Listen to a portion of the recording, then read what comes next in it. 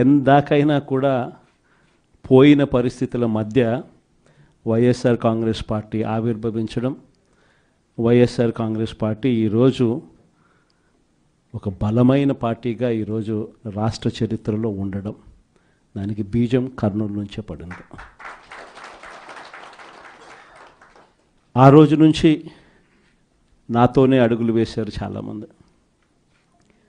ప్రతి అడుగులోనూ కూడా ఆ రోజు పార్టీ పెట్టిన రోజు నుంచి ఈ రోజు వరకు గమనిస్తే కూడా మన పార్టీకి ఎవరైనా కూడా సిద్ధాంతం ఏమిటి అని చెప్పి ఎవరైనా కూడా వైఎస్ఆర్ కాంగ్రెస్ పార్టీ ఐడియాలజీ ఏమిటి, సిద్ధాంతం ఏమిటి అని ఎవరైనా ఒక్కసారి కళ్ళు మూసుకొని ఆలోచన చేస్తే కంటికి కనిపించేది రెండు కనిపిస్తాయి. ఒకటి, విలువలతో కూడిన రాజకీయాలు చేయడం. రెండవది, విశ్వసనీయత అన్న పదానికి అర్థం చెప్పిన పార్టీ ఏదైనా రాష్ట్ర చరిత్రలో ఉంది అంటే అది వైఎస్ఆర్ కాంగ్రెస్ పార్టీ అని చెప్పి కూడా గర్వంగా చెప్తాం. నిజంగా ఈ రెండు పదాలే వైఎస్ఆర్ కాంగ్రెస్ పార్టీ నడిపించి, అదే మాదిరిగా ఒక నాయకుడిగా గట్టిగా ఈ సిద్ధాంతాలను నమ్మి ఒక నాయకుడిగా అడుగులు ముందుకు వేశాను. నాలో ఈ గుణాలను చూసి మీరంతా కూడా నాకు తోడుగా ఇన్ని సంవత్సరాల పాటు అడుగు వేశారు. ఈరోజు నేను ఒకటి చెప్తా ఉన్నా, రాజకీయాలలో గెలుస్తాం, ఓడిపోతాం, ఇది వేరే విషయాలు. కానీ ఈ రోజుకి కూడా ఖచ్చితంగా ఒకటైతే చెప్తాను, వైఎస్ఆర్ కాంగ్రెస్ పార్టీకి సంబంధించిన ఏ నాయకుడైనా కూడా, ఏ జెడ్పీటీసీ అయినా, ఏ ఎంపీటీసీ అయినా, ఏ సర్పంచ్ అయినా, ఏ వార్డు మెంబర్ అయినా, ఏ కార్యకర్త అయినా కూడా, జిల్లా స్థాయి నుంచి గ్రామ స్థాయి వరకు ఏ నాయకుడైనా, ఏ కార్యకర్త అయినా కూడా గర్వంగా కాలర్ ఎగరేసుకొని ఏ ఇంటికైనా వెళ్ళి ఆ ఇంట్లో చిక్కటి చిరునవ్వుల మధ్య వాళ్ళ ఆశీస్సులు తీసుకునే కెపాసిటీ, వాళ్ళ ఆశీస్సులు తీసుకునే పరిస్థితి ఏ నాయకుడికైనా ఉంది అని అంటే అది ఒక్క వైఎస్ఆర్ కాంగ్రెస్ పార్టీ నాయకులకు మాత్రమే ఉందని గర్వంగా చెప్పగలం.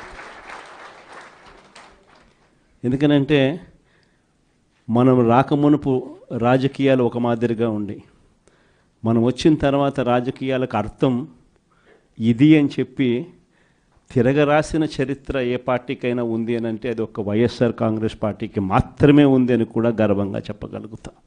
మనమంతా ప్రజల తరపున వాళ్లకు తోడుగా నిలబడాల్సిన సమయం వచ్చింది. గ్రామ స్థాయి నుంచి మనం బలోపేతం, మళ్ళీ ఆర్గనైజ్డ్గా బలోపేతం జరగాలి. జిల్లా స్థాయిలోనూ, మండల స్థాయిలోనూ, గ్రామ స్థాయిలోనూ, ప్రతి స్థాయిలోనూ కూడా మనమంతా కూడా క్యాడర్ను మొత్తం ఏకం చేయాలి, ఆర్గనైజ్డ్ పద్ధతిలోకి తీసుకొని రావాలి. ప్రతి సమస్యలోనూ ప్రజలకు తోడుగా ఉండే కార్యక్రమం ముమ్మరంగా అడుగులు వేయాల్సిన అవసరం వచ్చింది. ఈరోజు జరుగుతూ ఉన్న పరిస్థితులు, విషయాలు కూడా మీ అందరికీ కూడా తెలుసు. రెడ్ బుక్ రాజ్యాంగంలో ఎలా జరుగుతూ ఉన్నాయన్నది కూడా మీ అందరికీ కూడా తెలుసు. చంద్రబాబు నాయుడు గారు అనే వ్యక్తి ముఖ్యమంత్రిగా ఉన్నాడు. మామూలుగా ముఖ్యమంత్రిగా ఉన్న వ్యక్తికి ఒక హుందాతనం ఉంటుంది. ఈ మనిషికి ఆ హుందాతనం లేదు. ఈ మనిషికి ఏదైనా కూడా తాను ముఖ్యమంత్రి కాబట్టి ఏ పదవైనా తనకే కావాలి, తనకు సంఖ్యాబలం లేకపోయినా తనకే కావాలి అన్న అహంకారంతో ఈరోజు చంద్రబాబు నాయుడు రెడ్ బుక్ పాలన సాగిస్తూ ఉన్నాడు. 57 చోట్ల జరిగితే 7 చోట్ల ఎన్నికను వాయిదా వేశారు. ఎందుకనంటే అక్కడ చంద్రబాబు నాయుడుకు గెలిచే వాతావరణం కనిపించక ఆ 7 చోట్ల ఎన్నికలు వాయిదా వేశాడు. మరో 50 చోట్ల ఎన్నిక పెట్టని పరిస్థితి, పెట్టాల్సిన పరిస్థితిలో, ఖచ్చితంగా పెట్టాల్సిన పరిస్థితిలో, ఎన్నికలు జరపాల్సిన పరిస్థితిలో జరపాల్సి వచ్చింది. ఆ వచ్చిన చోట్ల కూడా 50 చోట్లలో 39 చోట్ల వైఎస్ఆర్సీపీ క్యాడర్ తెగింపుతో గట్టిగా నిలబడింది. నిజంగా ఆ తెగింపు వైఎస్ఆర్సీపీ క్యాడర్ చూపించింది కాబట్టి చంద్రబాబు నాయుడు గారు ఏమీ చేయలేకపోయాడు. ఎంత దారుణంగా చంద్రబాబు నాయుడు గారు అనే వ్యక్తి ప్రవర్తిస్తూ ఉన్నాడు అన్నదానికి నిదర్శనం. ఎక్కడా కూడా చంద్రబాబు నాయుడు గారికి మెజారిటీ లేదు. ప్రతి చోట కూడా వైఎస్ఆర్సీపీ కోవిడ్ తర్వాత జరిగిన ఎన్నికలు, అంటే 2 ఏళ్ల తర్వాత జరిగిన ఎన్నికల్లో 2.5 సంవత్సరం 2.5 సంవత్సరం తర్వాత ఎన్నికలు జరిగాయి. ఆ ఎన్నికల్లో వైఎస్ఆర్ కాంగ్రెస్ పార్టీ స్వీప్ చేసిన పరిస్థితులు మనందరికీ కూడా తెలుసు. ఎక్కడా కూడా చంద్రబాబు నాయుడుకు బలం లేదు. బలం లేకపోయినా కూడా చంద్రబాబు నాయుడు గారు ఆయనకున్న అహంకారంతో ప్రలోభాలు పెడుతూ భయపెడుతూ ఉచ్చల విడిగా ఏ రకంగా చంద్రబాబు నాయుడు గారు రెడ్ బుక్ రాజ్యాంగంలో ప్రతి పదవి తనకే కావాలి అని చెప్పి తపన పడుతూ చంద్రబాబు నాయుడు గారు ఏ రకంగా చేశారు అన్నది మనమంతా కూడా చూసాం. ఎందుకు చంద్రబాబు నాయుడు గారు ఇవన్నీ చేస్తూ ఉన్నారు అనే దానికి ఒక్కొక్కసారి నాకు అర్థం కాల.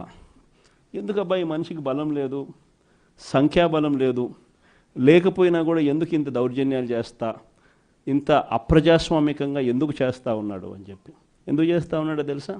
కారణం వైఎస్ఆర్ కాంగ్రెస్ పార్టీ అంటే చంద్రబాబు నాయుడుకు భయం. వైఎస్ఆర్ పార్టీ కార్యకర్త అంటే చంద్రబాబు నాయుడు గారికి భయం. ఎందుకనంటే చంద్రబాబు నాయుడు గారు సూపర్ 6 ఫెయిల్ అయ్యాడు, సూపర్ 7 ఫెయిల్ అయినాడు. చంద్రబాబు నాయుడు గారి పాలనలో వ్యవస్థలన్నీ కూడా పూర్తిగా నీరు గారిపోయినాయి. ఇలాంటి పరిస్థితిలో ప్రజలందరూ కూడా తెలుగుదేశం పార్టీకి సంబంధించిన క్యాడర్ ఎవరూ కూడా ప్రజల దగ్గరికి వెళ్ళే పరిస్థితి లేదు. చంద్రబాబు నాయుడు గారి క్యాడర్, ఆయనకు సంబంధించిన ఎంపీటీసీలు కానీ, ఆయనకు సంబంధించిన కార్యకర్త కానీ ఎవరైనా కూడా ప్రజల దగ్గరికి వెళ్తే ఇంట్లో నుంచి చిన్న పిల్లలు సైతం క్యాడర్ను కూడా తిరగనిచ్చే పరిస్థితి ఉండదు. క్యాడర్ను సైతం, చిన్నపిల్లలు సైతం ఇంటికి పోతూనే మా 15,000 సంగతి ఏమిటి అంటారు. అమ్మలు మా 18,000 సంగతి ఏంటి అని అంటారు. వాళ్ళ అమ్మలు మా 48,000 సంగతి ఏమిటి అంటారు. ఇంట్లో రైతన్నలు మా 26,000 సంగతి ఏమిటి అని, ఉద్యోగం ఎతికే పిల్లలు మా 36,000 సంగతి ఏమిటి అని చెప్పి ఇలా ప్రతి ఒక్కరూ ఇంట్లో ప్రశ్నిస్తారని కనీసం క్యాడరు కనీసం ఇండ్లకు కూడా పోని పరిస్థితిలో చంద్రబాబు నాయుడు గారి పార్టీ ఈరోజు పరిపాలన సాగిస్తూ ఉంది. ఇలాంటి పరిస్థితుల్లో చంద్రబాబు నాయుడు గారిని ప్రశ్నించే స్వరం ఉండకూడదు అని రాష్ట్ర వ్యాప్తంగా ఒక భయానక వాతావరణం క్రియేట్ చేసే కార్యక్రమంలో భాగంగా ఇవన్నీ కూడా చంద్రబాబు నాయుడు గారు చేయిస్తూ ఉన్నాడు. ప్రజాస్వామ్యంలో ఎప్పుడూ కూడా మనుషులకు మంచి చేయాలి, మనుషులకు మంచి చేసి వాళ్ళ గుండెల్లో స్థానం సంపాదించుకొని, వాళ్ళ మనసుల్లో స్థానం సంపాదించుకొని ఒక నాయకుడు అనేవాడు పాలన చేయాలి. కానీ అలా చేయకుండా అధికారం ఉంది కానీ అని చెప్పి దురహంకారంతో ఏ నాయకుడైనా కూడా ప్రవర్తించినప్పుడు ప్రజలు దేవుడు ఇద్దరు కూడా ఖచ్చితంగా మొట్టికాయలు ఇస్తారు. ఆ మొట్టికాయలు ఎంత దారుణంగా ఉంటాయి అని అంటే చంద్రబాబు నాయుడు గారికి నెక్స్ట్ ఎలక్షన్లకు వచ్చేసరికి సింగిల్ డిజిట్స్ కూడా రాని పరిస్థితులకి ఆయన పడిపోతాడు. కాబట్టి ప్రతి ఒక్కరమైనా ఒకటే అడుగుతా ఉన్నా, అందరం ఐక్యంగా ఉందాం.